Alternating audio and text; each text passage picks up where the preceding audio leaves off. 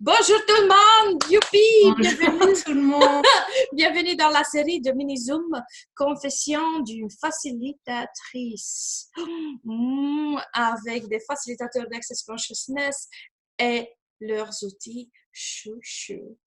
Et pour ceux d'entre vous qui ne connaissent pas Access Consciousness, c'est cette boîte à outils merveilleuse où on va piocher, prendre un outil ou un, deux ou trois, quatre, combien vous voulez, et vous changez votre vie comme ça, comme par magie, avec une condition que vous le choisissez. Et là, avant que je la laisse parler, j'ai aujourd'hui le plaisir immense d'accueillir Magali Masseli, facilitatrice certifiée de Access Consciousness et beaucoup plus que ça. Magali, il y a deux règles à suivre pendant cette interview.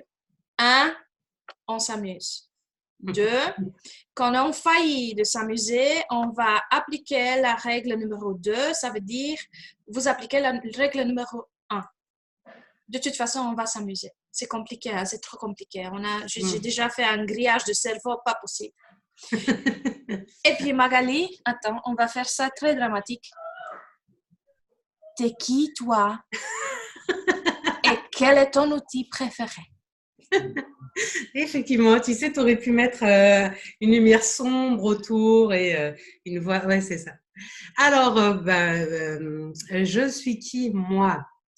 C'est une question que je me pose tous les matins. C'est pas l'outil dont je vais parler, mais un des outils que j'utilise dans Access, c'est justement de fonctionner encore plus de moins en moins à partir de définitions de moi-même. Alors là, tu m'en demandes une, c'est pas facile. Donc, je suis facilitatrice certifiée d'Access Consciousness depuis l'année dernière. On a fait notre premier training ensemble. En Australie! En Australie. Oh. Et alors moi, ça fait 10 ans maintenant que je suis installée à mon compte, que j'ai un cabinet de coaching, de thérapie. Et assez rapidement, je suis passée du développement personnel au développement professionnel ou au développement d'activités parce que souvent, les gens que je rencontrais croyaient qu'ils avaient un problème à régler. Et puis, au bout d'un moment, on se rend compte que, et s'il n'y a rien qui déconne chez toi, mais qu'en fait, tu n'as pas encore créé la vie que tu as envie de créer. Et alors, attends, il n'y a rien qui déconne chez toi. Par contre, je t'ai coupé, mais le truc... que tu n'as pas encore créé la vie que tu as envie de créer maintenant. Oh, je peux dire le gros mot, putain, tu m'as grillé le cerveau. Peut-être que tu n'as pas créé encore la vie que tu aurais pu créer ou que tu peux créer. Wow! Ça, c'est beau. Il n'y a rien qui déconne chez toi. Eh oui. Ça, c'est vraiment... Drum roll. Oui. Partout, on a cru qu'il y avait un truc qui déconnait chez nous, qu'on a essayé de régler en vain, parce que quand ça sera réglé enfin, j'irai mieux, je serai réparée, je serai adéquate et je pourrai avoir la vie que j'ai envie de créer. Et peut-être on peut arrêter de fonctionner comme ça à un moment donné et se dire, ok, et si rien déconne chez moi, qu'est-ce que j'ai envie de créer et de me faire vivre? Et si j'étais la personne que j'ai envie d'être et de vivre la vie que j'ai envie de créer et de vivre, qu'est-ce que je pourrais créer? Et donc, écoute, ça m'amène, ouais. Tu vois, tu as dit ça, et puis ça s'est fait fou, et j'ai tout de suite senti, oui. Et si je ne sais pas ce que je veux créer dans la vie? Eh ben, c'est ça qui est intéressant de voir, en fait. C'est que souvent, on ne sait pas ce qu'on a envie de créer. Alors, je vais parler pour moi, parce que ça a été vrai pour moi.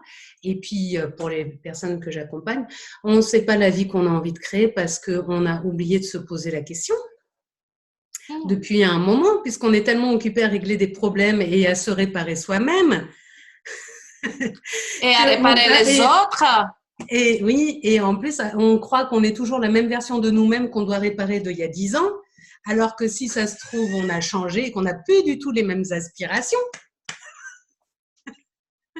Tu vois? Oui, mais oui, et parce qu'il y a quelqu'un qui nous a dit à un moment donné, qui nous a reconnus il y a 10 ans et qui nous voit maintenant et qui a en tête le même problème que peut-être on avait eu à cette époque-là. Oui. C'est cette personne-là qui vient dans ta vie et te dit, est-ce que tu as résolu un problème? Oui, exactement. Et tu vois, c'est drôle parce que vraiment, j'avais pas cet outil-là en tête, mais pourtant, je l'utilise quotidiennement aussi. Mais c'est toujours ce truc de définition qu'on a de nous-mêmes, de définition de la vie qu'on est censé avoir ou qu'on devrait avoir. Et puis, on oublie de se poser la question de, mais au fait, est-ce que ça m'amuse toujours, cette idée-là, cette perspective-là? Est-ce que c'est quelque chose qui me nourrit toujours, etc. Attends, est-ce que ça m'amuse toujours? Mais est-ce que ça m'a jamais amusé? Exactement. Mais à un moment, des fois, ça nous a jamais amusé, mais à un moment donné, l'idée nous a amusés parce que on est aussi dans des trucs où on projette un certain nombre de choses, on a envie de vivre des trucs qui ont l'air super pour les gens, donc on se dit, si c'est super pour les gens, ça va être super pour moi. Donc on fait les choses dans l'ordre qu'on nous a dit, on va créer un boulot, une famille, une situation, parce qu'on se dit, quand ça sera fait, je serai content, je serai heureux. Et souvent, arrivé là, et moi, c'est souvent à ce moment-là que les gens y viennent, ils disent, j'ai fait tout ce que je croyais qu'il fallait faire, et en fait, je m'ennuie. En fait, ça m'amuse pas. En fait, ça n'a aucun sens pour moi. Je devrais être super content. C'est le moment où je croyais que waouh, ça allait être feu d'artifice. Et en fait, c'est pire que jamais. Ça fait bouger beaucoup d'énergie. Donc, partout où on a fait ça, et on l'a tous fait dans certains domaines. Moi, non. Jamais de ma vie. Et c'est pas mon cas. S'il te plaît, ne fais ça pas personnel. C'est pas mon cas. Mais non, mais oui. Moi non plus, bien sûr que moi non plus. Wow. Et en plus, tu sais ce que c'est, ça fait encore plus mal. Le plus on s'obstine à ne pas regarder, le plus on s'obstine à ne pas poser la question, ça continue à faire mal. Mais mon problème, c'est pas un problème. Mais oui, ça a été un problème pendant. Et si mes choix, ce que j'aimerais vraiment créer, ne sont pas en ligne ou dans les attentes des autres. Oui, et si on pouvait être complètement anormal, avec beaucoup d'aisance, d'être aussi anormal qu'on l'est vraiment déjà, plutôt que d'essayer de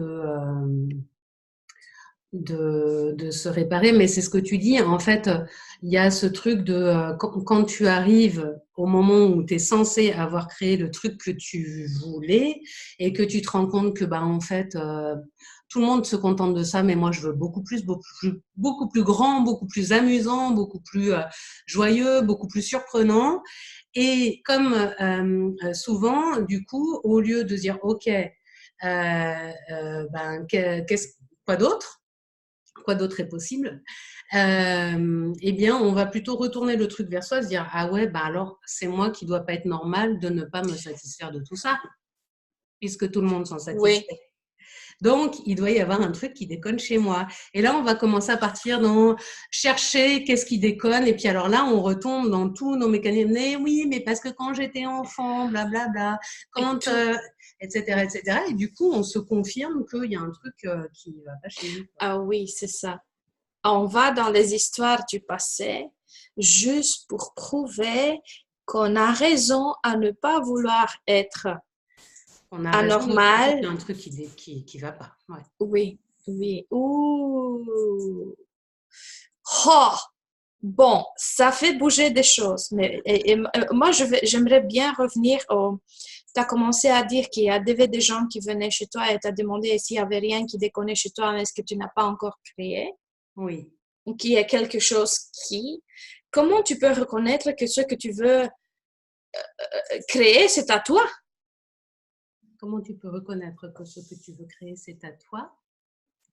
Je dis que c'est toi qui veux créer ça et que tu n'es pas toujours encore, parce que on a connu ça pendant des années, on a fait des choix. Parce que, ok, mon cas. Ah oui, j'ai compris. Tu vois, je vais mettre mon cas. il y a des années, je fais mes choix en pensant, si je fais ça, même si je n'aime pas ça, ça va m'amener à ça. Et quelque part dans le futur, je vais avoir ça. Et ça, et ça, et ça. Oui, j'ai tout fait, je me suis ennuyée, je me suis énervée. Mais quand on a fait ça avec une tellement assiduité, tu vois, engagement, quand tu poses la question, OK, et qu'est-ce que tu aimerais bien créer dans ta vie? Comment je sais que c'est ce que j'aimerais, moi, créer dans la vie et que je suis toujours pas dans, ah oui, mais ma mère aurait aimé que, et je sais que ça, mais peut-être elle voit quelque chose en moi que moi je ne vois pas, et peut-être qu'elle a raison et que moi je n'ai pas raison. Tu vois? Là. Bah, moi, ce que j'utilise beaucoup là, dans ces cas-là, c'est d'abord de poser des questions. Ce qui est vraiment quelque chose qui, moi, a changé ma vie, notamment quand j'ai découvert Access, parce que je le faisais un peu, mais pas de façon aussi systématique. J'essayais quand même de trouver la bonne solution, de savoir de savoir, non, de chercher qu'est-ce que je veux. Et de le chercher dans ma tête, dans les solutions que j'avais, mais de le chercher, mais avec du cœur, quoi. De chercher des solutions, de chercher les bonnes réponses, de chercher les bonnes méthodes. Et en fait, dans ces cas-là, on s'en aperçoit pas, mais on a déjà justement ce que tu dis, des conclusions aussi sur ce qu'il faudrait faire, ce qu'il faudrait pas faire, etc. Et donc, d'aller plus vers la question, et la question qui n'amène pas forcément une réponse, mais juste déjà de se poser la question, mais tiens, qu'est-ce que j'aimerais me faire vivre? Qu'est-ce qui apporterait de la... Alors moi, j'ai envie de me faire vivre de la légèreté, du rire, des échanges nourrissants, des choses comme ça. Donc, qu'est-ce qui apporterait de la légèreté et du rire dans ma vie en ce moment? De la joie, du plaisir, parce qu'on est beaucoup dans les il faut, dans les contraintes, dans les choses comme ça. Et quand je pose des questions, j'ai pas une grosse voix qui me répond oui, il faut faire ça. Alors, tu n'as pas ta mère dans ta tête, alors. Ouais, et puis j'ai toujours pas le mode d'emploi. Par contre, je me retrouve à avoir des idées, à vivre des situations que je ne croyais même pas capable qu'elles existent dans ma vie. Waouh! Juste par poser une question Juste et par ne poser pas... des questions. Et c'est l'outil dont je voulais te parler aujourd'hui. Quand tu m'as posé la question de c'est quoi ton outil, en fait, je me suis dit c'est quoi que j'utilise depuis le début et que j'utilise tout le temps avec autant de régularité. Parce qu'en fait, j'utilise tous les outils, mais tu sais, j'ai des modes. Des mots d'emploi, ouais, des modus operandi. Si ça ne va pas, on emploie ça. Et non, alors c'était pas tout à fait ça, mais des fois il y a ça. Non, c'était plus, tu sais, c'est comme en cuisine. Pendant un moment, tu fais une recette et puis un moment, tu la fais plus, tu sais pas pourquoi, quoi. Et ben là, il y a des moments où j'utilise beaucoup des outils et puis après, je vais passer à un autre, etc. Qui peuvent revenir. Mais bon, il y en a un, en fait, il y en a deux, qui reviennent tout le temps. Non, parce que je posais deux en même temps. C'est ça. Je demande à tout le monde un outil. Et tout le monde vient avec 2, 3, 4, 5. Wouh! On a déjà parlé des définitions de soi-même, qui est un de ceux que j'utilise beaucoup. Mais celui que j'utilise depuis le début, c'est de juste poser cette question de comment ça devient mieux que ça. Comment ça devient mieux? Quoi d'autre est possible? Et vraiment, je tourne là-dessus et c'est pas quelque chose que je pose avec une énergie d'insatisfaction, c'est vraiment de la curiosité. Qu'est-ce que je ne peux pas encore imaginer, que je sais que je ne peux pas encore imaginer et qui est possible? Comment ça devient mieux que ça? Et quoi d'autre est possible? Moi, c'est quelque chose qui a changé mon univers. Et je te dis, je me retrouve à faire des choses qui étaient tellement pas dans mon univers, ni professionnel, ni financier, ni dans mes... C'était même pas un besoin, c'était même pas une envie, ça n'existait pas. C'était un non-sujet. Un non-sujet, j'adore.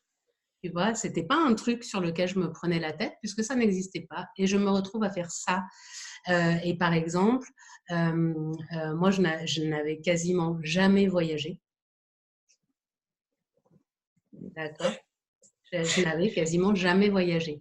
Et depuis que j'utilise ces outils-là, bon, il y en a sûrement plein qui regardent qui regarderont la vidéo qui ne me connaissent pas, mais depuis que j'utilise ces outils-là, mais c'est hallucinant. C'est vrai. Je voyage loin et c'est un truc auquel j'aurais pas pensé. Tu m'aurais dit, mais qu'est-ce que tu veux dans ta vie? J'y aurais pas pensé. Un petit peu vite fait, ouais, les voyages, tout le monde le dit, mais moi, c'était tellement loin Que ça de, n'existait même pas. tu vois. Et là, je me dis, ah, mais oui, mais bonne idée. En fait, c'est super sympa. En fait, très bonne idée que je n'aurais pas eu. Tu vois, il y a mon visage qui reste comme ça. Mais c'est vraiment parce que quand tu dis ça, j'ai dit l'histoire plusieurs fois, mais ça tombe à pic parce que quand j'ai commencé à accès, je me suis dit juste comme ça, ah, mais quand ce serait beau de pouvoir voyager quelque part dans le monde tous les mois, de prendre un avion. Mais juste comme ça, tu vois, pour moi, c'était la liberté ultime, si tu veux. Et bien là, en décembre, quand on est allé faire le training ensemble, j'étais dans l'avion, j'ai pris mon agenda. Et là, coup de grâce, je regarde que depuis mars, quand j'avais pris la licence de l'année passée de facilitateur bar, jusqu'au moment où j'étais en avion pour l'Australie, j'avais voyagé tous les mois quelque part avec un avion. Et combien de ce qu'on aimerait bien créer et qu'on part sur tu vois, des rêves d'enfants, rêves yeux ouverts, on est en train de réaliser, d'actualiser, mais on ne prend pas le temps de vraiment De voir qu'on est en train de faire. connaître ça. Oui, c'est ça. Et pour moi, cette question justement de comment ça devient mieux que ça, avec vraiment une énergie de curiosité, d'ouverture, hein, pas de jugement de c'est mal, etc., etc. Donc, tu peux l'utiliser quand la situation est toute pourrie et au lieu de sauter sur la conclusion de c'est pourri, c'est bloqué, de toute façon, ça ne peut pas changer, déjà de poser juste la question, de s'ouvrir à la possibilité qu'autre chose est possible. Comment ça devient mieux que ça? Quoi d'autre est possible que je ne peux pas encore imaginer ici? Et vraiment, au pire, ça reste comme ça et c'est tout pourri, on le sait déjà. Au mieux, ça change quelque chose. Non, mais c'est vrai, il y a des fois, il faut être pragmatique. Au pire, le risque que tu cours, parfois, c'est juste que ça ne change pas. Ce n'est pas un énorme risque, tu vois. Oui, oui, mais j'adore quand tu dis ça, c'est pas la fin du monde. Tu vois, là où il n'y a pas de signification dedans, c'est quand tu ne te mets pas dedans et tu as toutes tes projections et toutes tes attentes et que Oui, sinon c'est la fin du monde. C'est justement quand on ne fait pas ça. c'est ça. Oui, et ce côté aussi, pour moi, quand je pose ces questions-là, quand la situation n'est pas telle que n'est pas en train de me procurer de l'aisance ou de la joie ou du plaisir, c'est ce truc de, au lieu de partir dans c'est personnel, c'est moi qui ai mal fait, c'est moi qui subis, etc. C'est d'ouvrir la question de, ok, et si c'était pas personnel, et si ça n'a rien à voir avec moi, c'est juste, il y a un certain nombre de choses qui sont mises en place, ok, comment ça devient mieux que ça? Juste pour avoir d'autres idées que de s'auto-flageller, par exemple. Oh, ça c'est génial, ça c'est génial. Combien de fois on reste et on se dit c'est à nous, c'est à cause de nous, c'est parce que c'est nous. Personnel. Oui, c'est personnel, c'est que nous. Ah ben, il y a une question encore qui me vient, combien on aime faire ça? Hein. Ou alors, peut-être que ça irait plus vite de compter combien on est à pas le faire. Lever la main et alors ne pas le faire tout le temps parce que évidemment on fait des rechutes, hein, faut pas se. Mais c'est pas grave, c'est de le voir et de reposer les questions. Et ok, quoi d'autre est possible que de s'auto-flageller là dans la situation? Oui, Juste et comment ça devient encore mieux que ça? Et c'est pas que de- pour des... Tu vois, pendant un certain temps, j'ai eu ce truc-là. Si tu poses la question comment ça devient encore mieux que ça devrait être dans des situations qui ne sont pas vraiment faciles à gérer ou, tu vois, à vivre. oui. Et si on posait cette question-là dans des contextes soi-disant jugeants, positifs, on Oui, dit, alors j'allais venir à ça, mais juste déjà pour finir là-dessus, sur les situations qu'on est en train de juger comme négatives, effectivement, c'est d'utiliser cet outil, mais sans aller dans les énergies de jugement.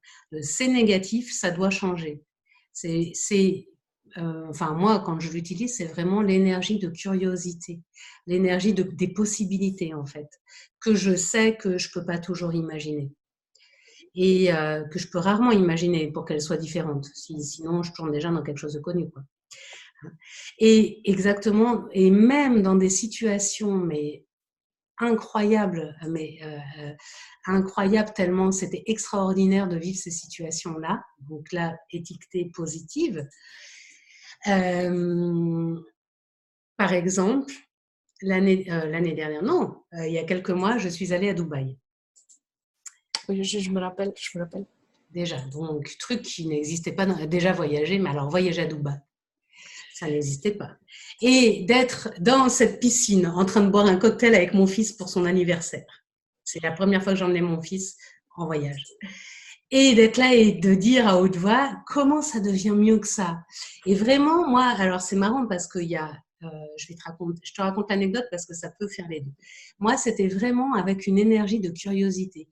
Comment, dans ma question, il y a à la fois, comment ça se fait que ça existe et énormément de gratitude de, ouais, mais incroyable, quoi. C'était tellement à des années-lumière que ça puisse exister. Et du coup, mais comment ça devient mieux que ça? Tellement déjà, je ne savais même pas que ça pouvait exister. Et il y a la réaction de mon fils qui a été super intéressante parce qu'il pourrait y avoir ces énergies-là derrière, mais ça n'était pas mon cas. Sa réaction, ça a été, bah, tu peux pas déjà te satisfaire de ça? Ah ouais. Tu vois? Et donc, j'ai trouvé ça super intéressant parce que je lui ai expliqué, je lui ai fait non, mais je suis pas, dans ma question, il y a vraiment justement cette énorme gratitude, cette énorme reconnaissance du cadeau que c'est et de la curiosité, pas pour ne pas être dans le présent et pas pour ne pas profiter, au contraire.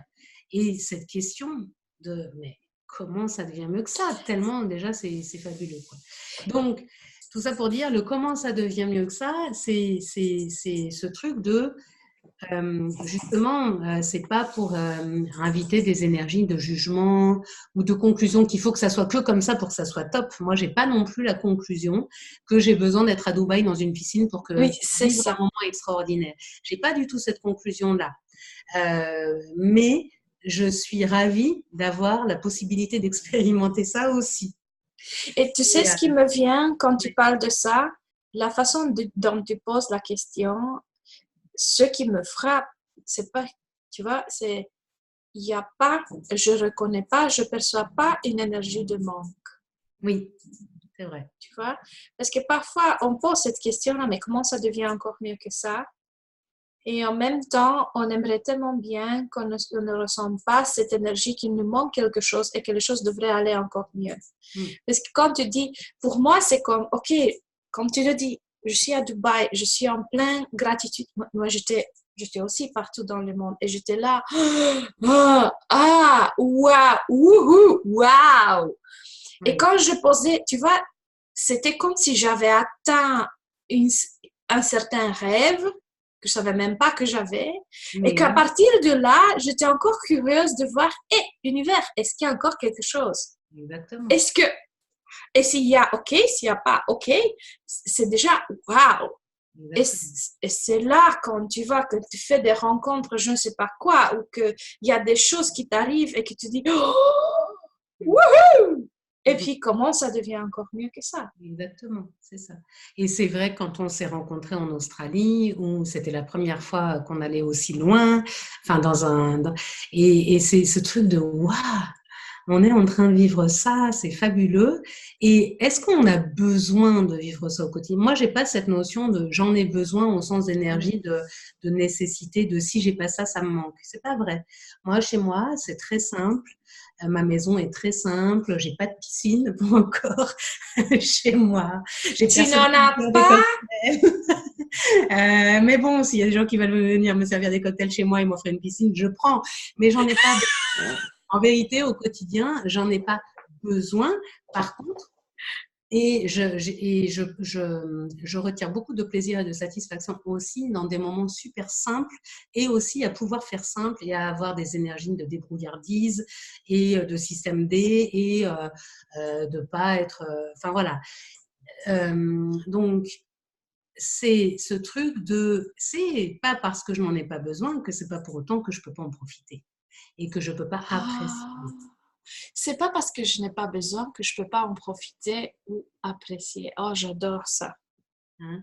Et c'est vrai que du coup, Wow. pas des énergies de manque, de nécessité, de trucs, de valeur de soi. Ah, j'ai ça parce que j'ai de la valeur et puis si je l'ai pas, j'ai pas de valeur. Il n'y a pas ça pour moi. Mais je pense que tu es la seule dans ce monde. Mm. Parce que si tu dis, ben, OK, combien il y en a dans le monde qui, comme on t'a dit, on serait beaucoup plus vite fait si on demande qui met toujours de la valeur sur ce qu'ils ont et n'ont pas, tu vois? Parce que parfois, on fait des choix, on veut arriver à quelque chose parce que ça va renforcer notre valeur d'une certaine façon et si on l'a pas, on n'a pas la valeur. Mm. Et ça, OK, heureusement, je suis sortie de là. Je retombe parfois, hein, je Mais retombe. Hein. oui, on fait tous des rechutes. À des moments, c'est normal, ouais. Et le moment où on est prêt à poser la question, à ne pas sombrer dans le jugement, à mon avis, c'est là que on ouvre vraiment la porte. OK, comment ça devient encore mieux que ça? Ouais. Je suis blonde, pas, tu vois, cute, not bright. OK, cool. Univers, montre-moi comment ça peut devenir encore mieux que ça. Ouais, Ah, c'est génial, en fait. c'est vraiment ça. Et cet engagement, ouais, de pas aller dans le jugement ni de soi, ni de la situation, ni le jugement négatif, ni le jugement positif. Ah, voilà, Oh, maintenant, c'est ça qu'il me faut pour que je sois heureux dans ma vie. Ça va me créer du manque et beaucoup de malheur parce que la vérité, c'est qu'au bout d'un moment, si je suis tout le temps dans une piscine en train de boire un cocktail, je vais finir fripée et alcoolique.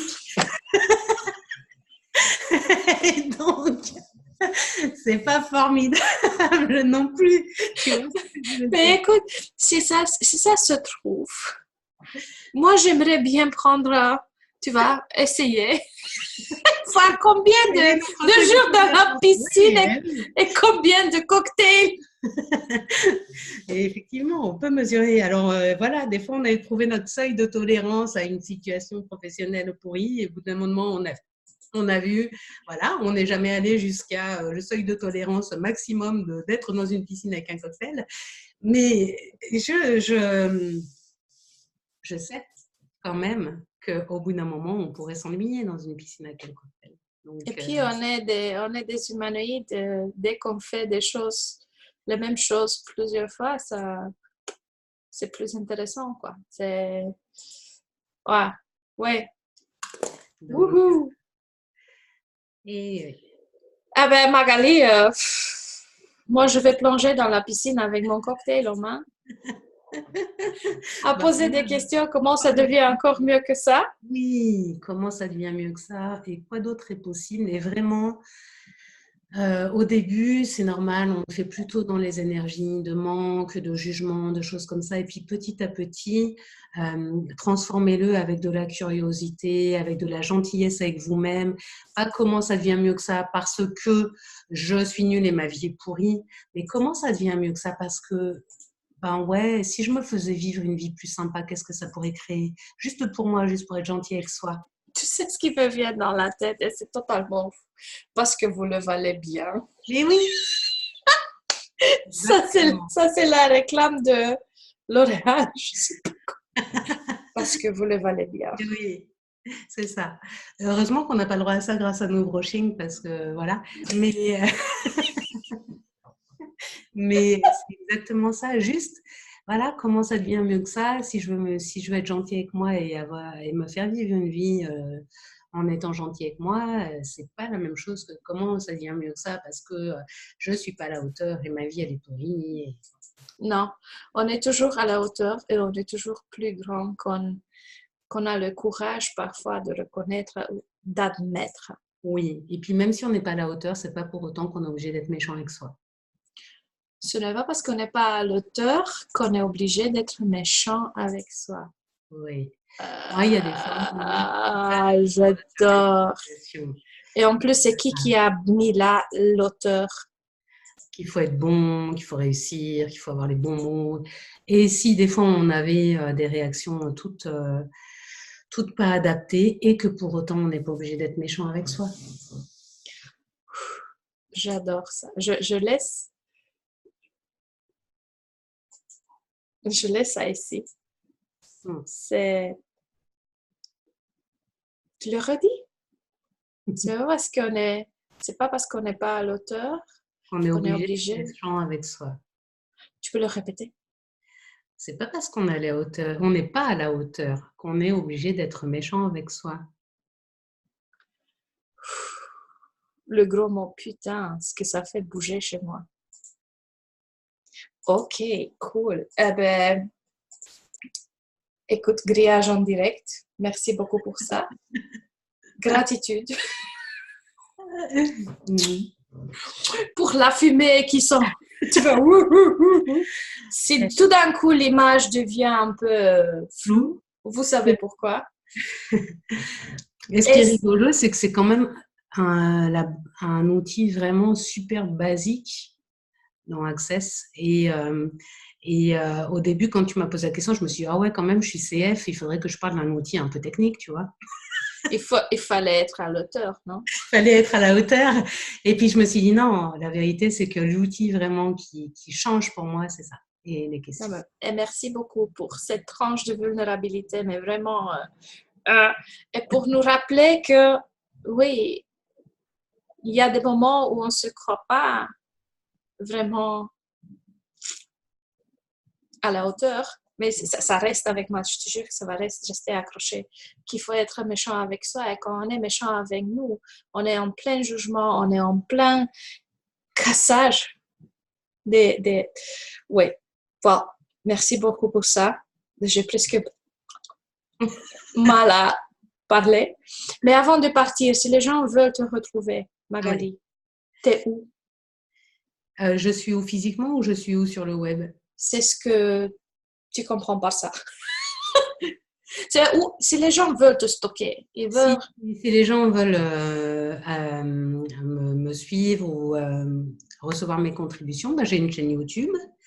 J'ai un site internet qui s'appelle, le nom de mon cabinet, c'est Cabinet Équilibre, donc c'est cab-équilibre.fr. Puis sur Facebook, j'ai une page, j'ai mon profil, donc, et puis sinon, ils me contactent. Comme ça, juste comme ça. Voilà. Et moi, je suis en France, mais en fait, comme on l'a dit, maintenant, je bouge beaucoup et j'adore ça. Donc, comment ça devient mieux que ça? Et tu vas bientôt venir en Belgique en janvier, Oui. où on va animer des classes de tonnerre ensemble. Et c'est pas un jugement, c'est juste qui est.